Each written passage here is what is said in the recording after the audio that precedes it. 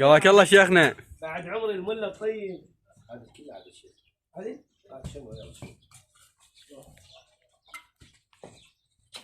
ليش بالحال حطها هذا هي تطول.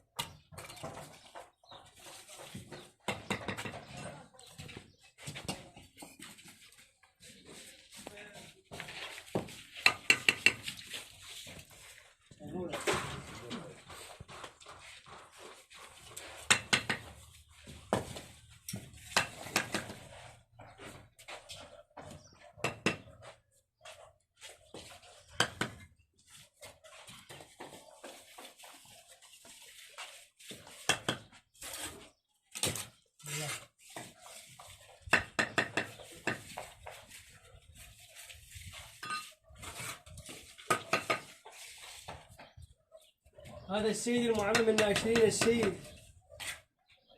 هذا بيت وقف بكربلاء اقعد بيه، قال لا اريد ضمان لاولادي. هذا بيت زراعي، يقول لا اريد الا بيت طاب وصرف.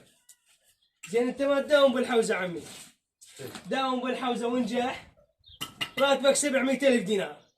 انت لا بالحوزه تداوم وتستلم راتب، لا انت ذاب برنامجك وشايف لك شغله. يعني بشرفك شنو انت يعني ما افتهم.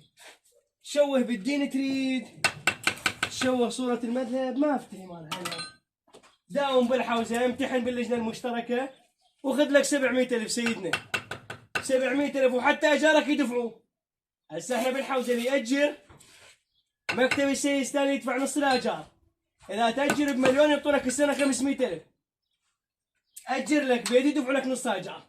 لو تذبح عمامتك وتشوف لك شغلة خالي. ما تعرف، عجيبة غريبة هاي.